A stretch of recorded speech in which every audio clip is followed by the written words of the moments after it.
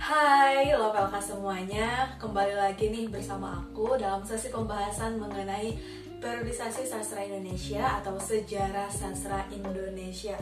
Sejauh ini kita sudah menempuh perjalanan yang sangat panjang untuk membahas itu, dan tiba pada akhirnya kita di video penghujung pembahasan mengenai periodisasi sastra Indonesia ini, khususnya sejarah ya, mengenai situasi sastra Indonesia pada setiap periode itu.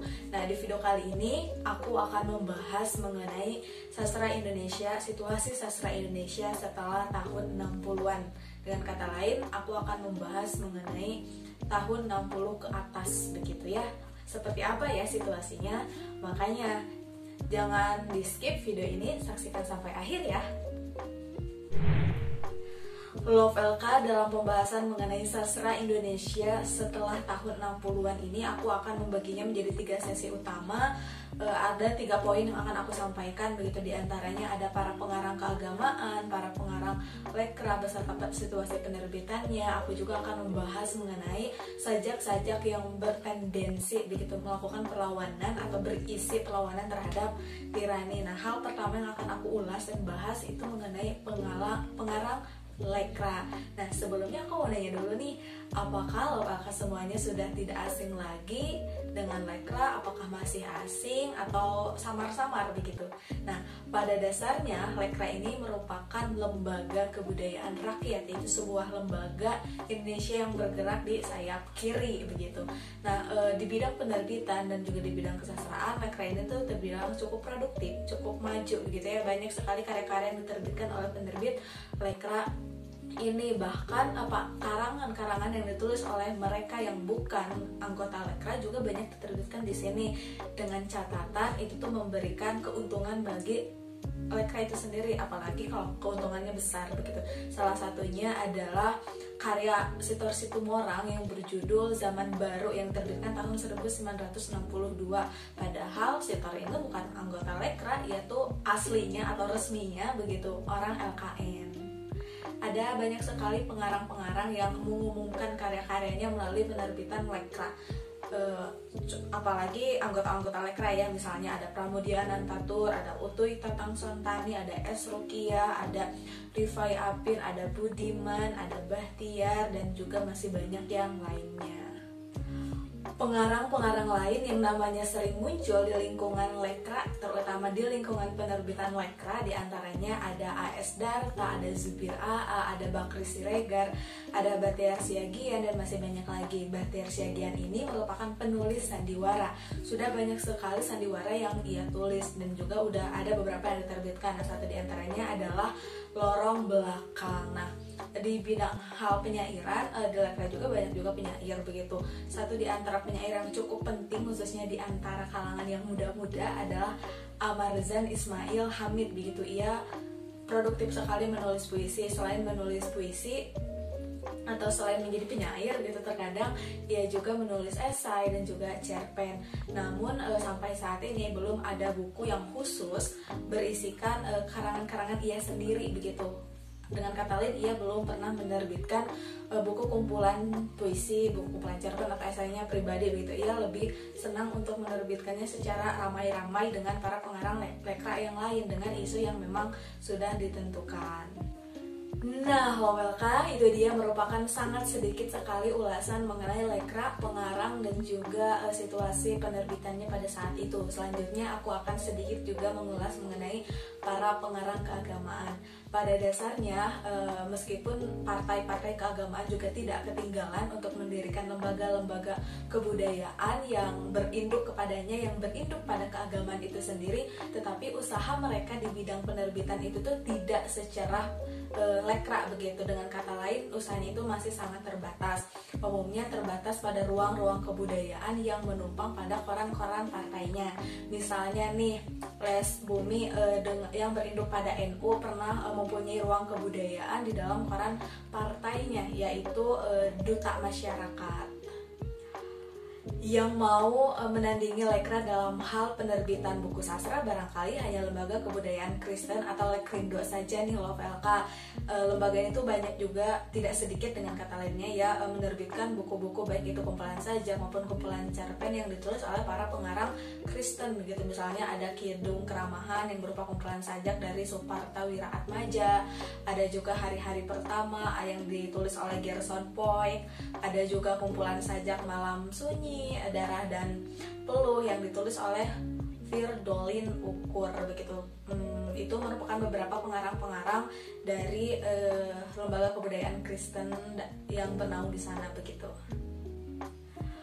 Oh iya Love LK, karangan-karangan yang ditulis oleh pengarang Islam juga tidak kalah banyak begitu beredar pada masa itu. Beberapa contoh karya yang bernafaskan Islam, misalnya ada Umi Kalsum, ada Perjalanan ke Akhirat yang ditulis oleh Zamil Suherman, ada juga kumpulan sajak M. Saribi begitu yang berjudul Gema Lembah Cahaya yang ditulis atau diterbitkan sekitar tahun 64. Ada juga kumpulan sajak 8 penyair Islam yang berjudul Manifestasi yang diterbitkan sekitar tahun 60-an 3. Pengarang keagamaan ini tidak hanya mencakup para pengarang atau penulis Islam dan juga para pengarang atau penulis Kristen saja, tetapi di sisi lain juga ada para pengarang Katolik.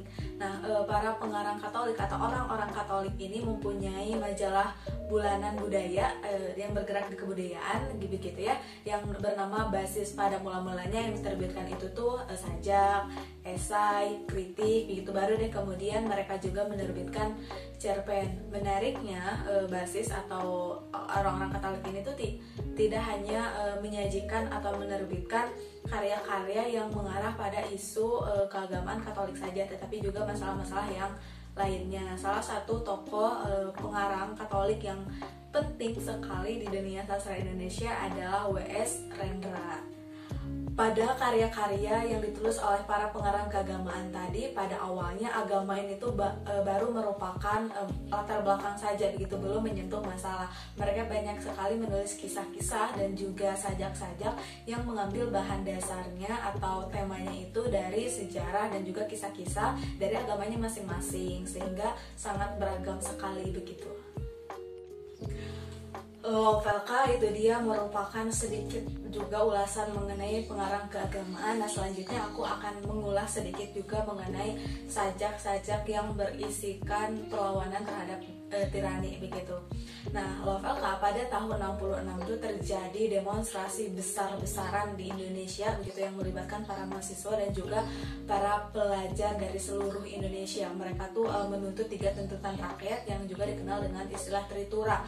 Selain dalam penuntutan itu, selain demonstrasi begitu, mereka juga menulis sajak-sajak yang berisikan perlawanan terhadap tirani itu. Sajak-sajak tersebut disebarkan dari satu demonstran ke demonstran yang lain begitu di dalam demonstrasi itu, dan juga diterbitkan dalam bentuk stensilan.